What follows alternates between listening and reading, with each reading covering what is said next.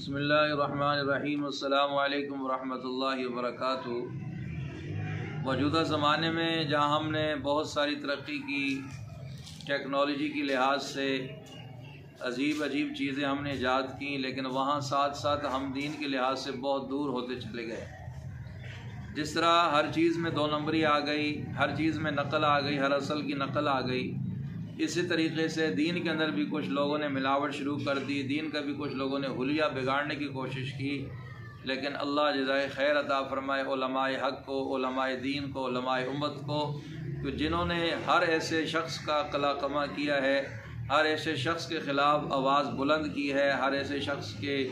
عقائد و نظریات کی تردید کی ہے جو اسلام اور دین، شاعر اسلام اور دین کے بنیادی جو عقائد ان کے خلاف تھے۔ موجودہ دور میں اس طرح کے لوگ جو امت میں گمراہی پھیلا رہے ہیں، امت کو راہ راست سے ہٹا رہے ہیں، انجینئر محمد علی مرزا اور جاوید غامدی اس جیسے لوگ، ان کے فکریات، ان کے نظریات اور ان کے عقائد اور ان کی سوچ یہ ہے کہ ہمیں کتاب اللہ کافی ہے، جو ہم نے سمجھا وہی ہمارے لیے دین ہے، جو ہمیں نہ سمجھ آئے اس کا انکار کر دیا۔ اس حوالے سے اللہ جزائے خیر عطا فرمائے مفتی اعظم پاکستان حضرت اقدس حضرت مولانا مفتی محمد تقی عثمانی صاحب دامن برکاتہم العالیہ، آپ کا ایک بڑا مختصر سا کلپ ہے، اس کو آپ سنیں۔ چاہیے تو یہ کہ ہم علماء کے پاس بیٹھیں، کتابیں پڑھیں، علماء سے تعلق رکھیں، ان سے جا کر ان کے عقائد کے بارے میں پوچھیں۔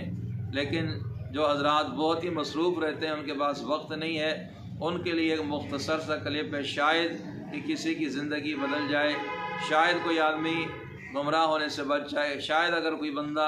ان کے عقائد و نظریات کا شکار ہو گیا ہے تو حضرت کے اس بیان سے اس کی تسلی ہو جائے۔ آئیے ذرا سنتے ہیں کہ حضرت شیخ صاحب کیا فرماتے ہیں۔ آج کہنے والے کہتے ہیں کہ حسبنا کتاب اللہ، ہمارے پاس کتاب اللہ کی کافی ہے، ہمیں کسی اور کی ضرورت نہیں، ہم کتاب اللہ کو خود دیکھیں گے، خود سمجھیں گے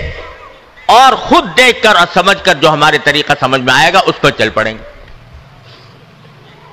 یہ جو دعویٰ کیا جا رہا ہے یہ در حقیقت خود قرآن کریم کو نہ سمجھنے کا نتیجہ ہے۔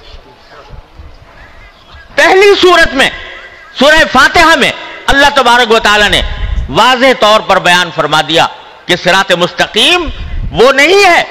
جو تم اپنے دماغ سے، اپنی سمجھ سے، اپنی سوچ سے قرآن کو دیکھ کر سمجھو۔ صراط مستقیم وہ ہے جس پر اللہ کے انعام منعم شدہ بندے کار بن رہے ہوں۔ اور کیا فرمایا؟ وَاتَّبِعْ سَبِيلَ مَنْ أَنَابَ إِلَيَّ، ان لوگوں کا راستہ اپناؤ، ان لوگوں کے پیچھے چلو جو مجھ سے رجوع کرنے والے ہیں۔ سبیل من اناب الی، وہاں پر بھی کتاب کا حوالہ نہیں دیا،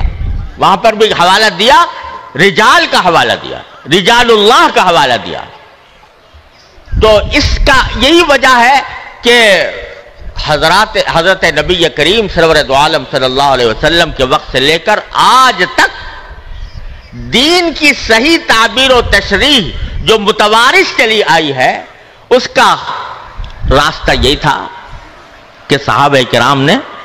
حضور اقدس صلی اللہ علیہ وسلم کی صحبت حاصل کی، اور پھر ان صحابہ نے تابعین کی تعلیم دی، ان کی تربیت کی، وہ تابعین بن گئے۔ تابعین کے بعد تبع تابعین آئے، وہ تبع تابعین بن گئے۔ یہ سلسلہ